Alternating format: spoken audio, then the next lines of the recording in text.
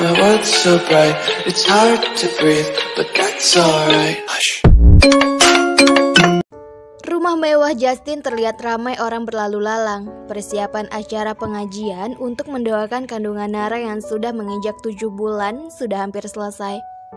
Makanan, minuman, ruangan luas yang sudah dibentangkan tikar dan lain serta tempat pemandian untuk memandikan Nara dengan air 7 sumur dan bunga 7 rupa pun sudah siap. Kini si ibu hamil hanya duduk memperhatikan sambil mengusapi perutnya yang besar. Memperhatikan satu persatu orang yang berlalu lalang. Nara dilarang keras membantu setiap persiapan yang ada. Justin, Faisal, dan Alex sedang sibuk di depan rumah menyambut para tamu. Sebenarnya hanya Faisal dan Alex saja yang bisa dibilang menyambut karena si calon ayah muda itu hanya sesekali mengulas senyum saja. Berbeda dengan Alex dan Faisal yang sibuk mempersilakan masuk ibu-ibu pengajian dan anak panti asuhan yang diundang untuk ikut mendoakan Nara. "Bang, lu mah cuma berdiri aja, gak guna tahu, sana pergi aja lah," usir Faisal saat melihat Justin hanya berdiri dengan santainya sambil menatap satu persatu orang-orang yang melewatinya. "Just, ini biar sama kita aja, lo temenin Nara Gih, pasti kesepian. Kasian dari tadi disuruh diem mulu sama mama," titah Faisal, dan Faisal segera melengos pergi membuat Justin mendengus kesal. Dasar datar. Justin memasuki rumah yang sudah ramai. Saat ia masuk terdengar kasak-kusuk ibu-ibu yang membicarakannya. Seolah tak peduli, Justin berjalan menuju ruang keluarga di mana Nara ditempatkan di sana oleh kedua ibu yang bawelnya minta ampun. Terlihat Nara tengah mengusapi perutnya sambil tangan kanan memainkan ponselnya. Nara tersentak saat seseorang mengambil ponsel dari tangannya. Saat Nara mendongak ternyata suaminya. "Justin, aku bosan," keluh Nara. Bagaimana tidak bosan? Dari tadi ia hanya berjalan dari kamar ke ruang keluarga, lalu ke kamar lagi dan terus saja seperti itu. "Sabar ya sayang," ujar Justin. Ya, sabar. Dari tadi Nara juga sudah sabar." Nara mendengus. Percuma mengadu pada Justin karena nasibnya akan tetap sama. Sedang santai-santainya duduk bersama Nara, tiba-tiba suara teriakan dari dapur membuat seluruh ruangan gempar. "Justin, Nara, Faisal." Justin segera menatap ke arah teriakan. Tiba-tiba terlihat mamanya berjalan dengan tergesa. Justin dan Nara berdiri dan berjalan menghampiri Hazalika. Faisal dan Alex berlari dari arah luar, belum lagi setiap tatapan orang yang ada di dalam ruangan. "Iya mah, apa? Kenapa?" panik Faisal. "Kalian dari mana aja sih, hah?" omel Hazalika tiba-tiba. "Iya mah, Alex sama aku lagi nerima tamu di depan," jawab Faisal lagi.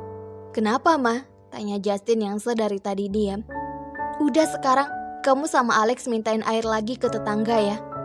"Lah kok gitu mah?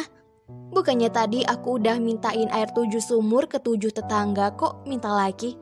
Males ah," ujar Faisal dengan malasnya. "Itu si Lala keponakan kamu, anaknya Kak Cici.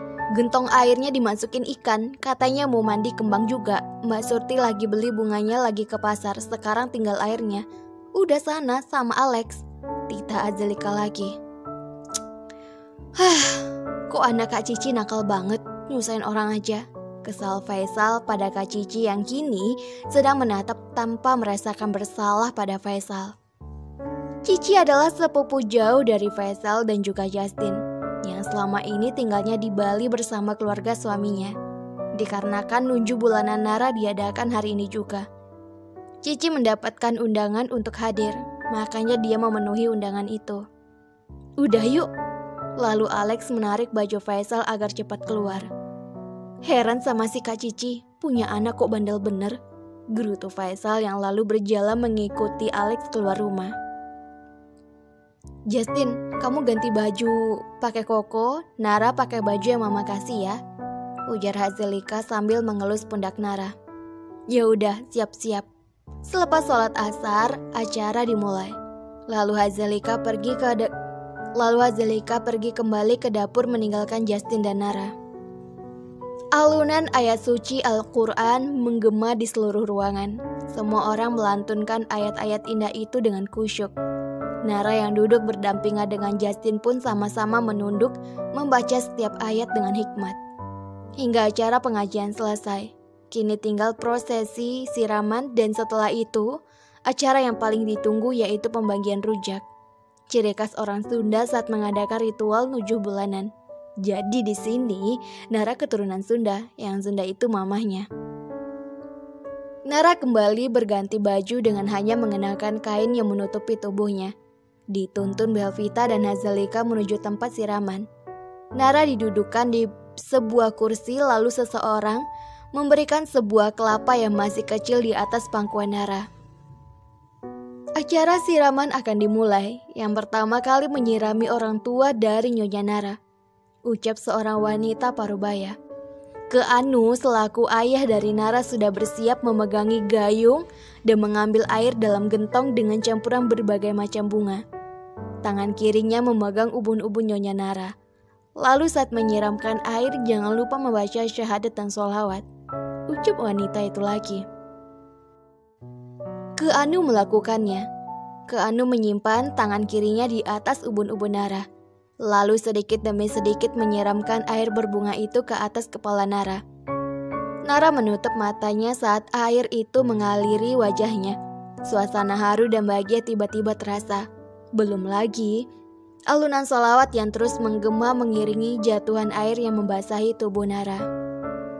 Keanu selesai, kini Belvita yang menyirami Nara.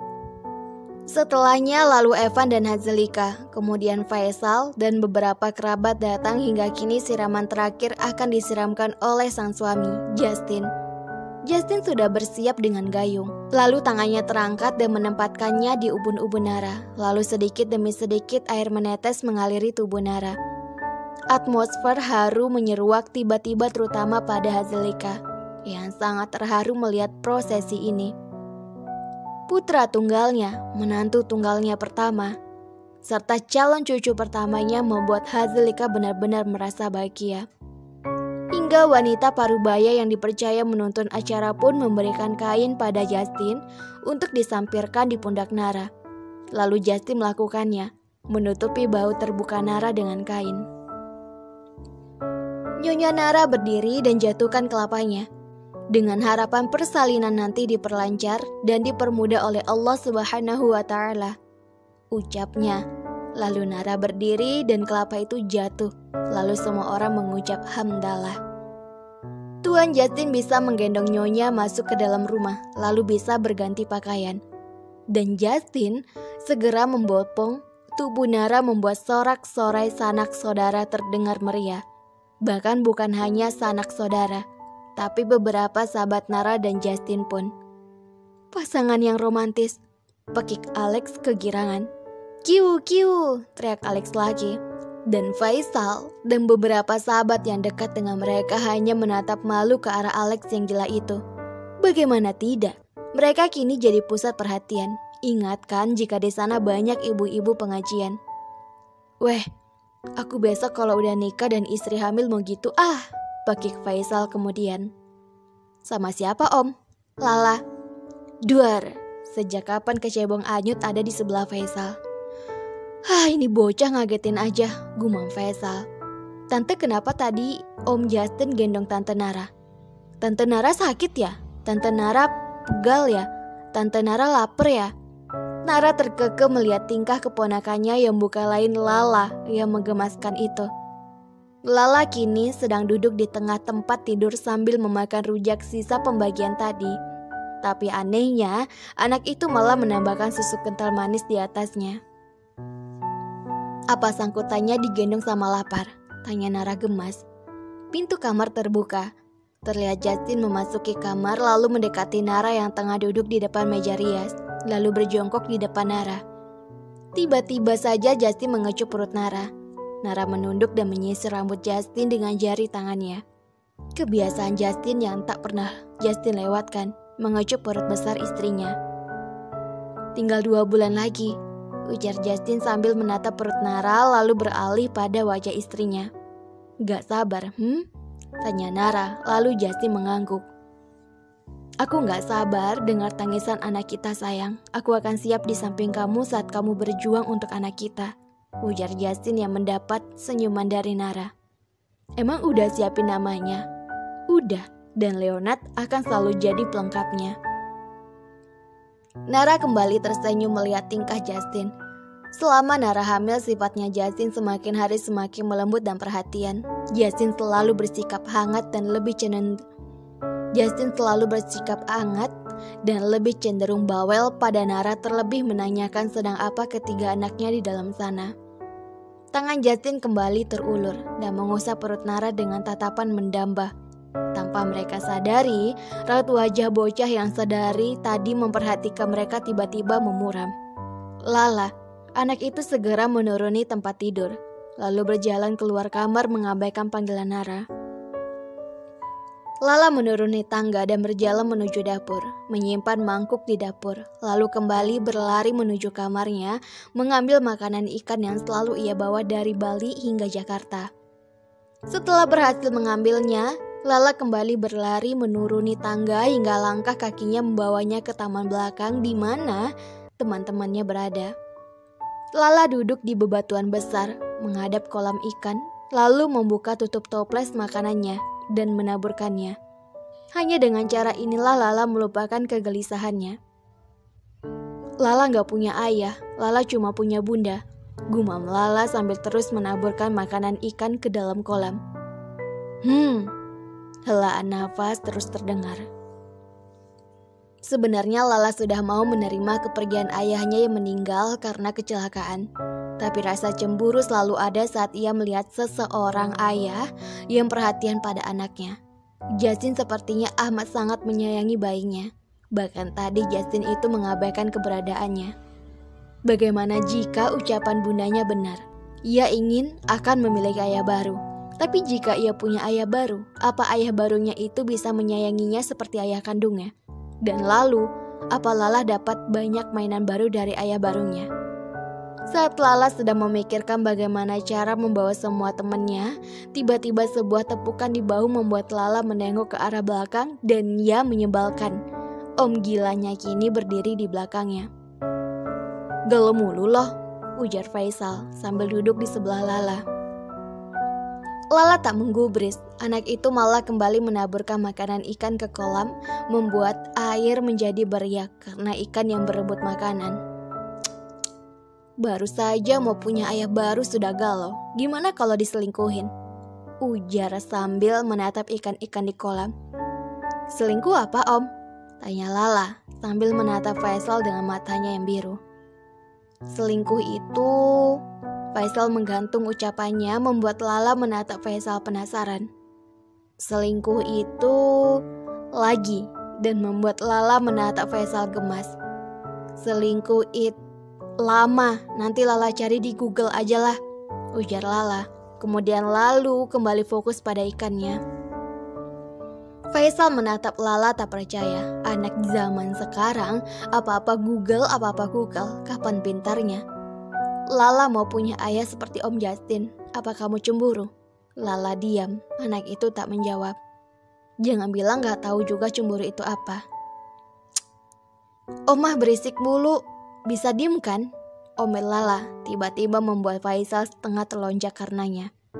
Sudah, kamu jangan marah-marah. Om sudah kenal sama ayah baru kamu. Jadi kamu gak usah takut. Ayah baru kamu baik dan sayang sama kamu," ujar Faisal membujuk Lala. "Beneran om? Apa sama seperti Om Justin?" tanya Lala kegirangan. Bisa jadi," jawab Faisal tidak yakin, karena sifat Justin tidak selembut yang sekarang. "Hore, makasih Om Faisal," ujar Lala memeluk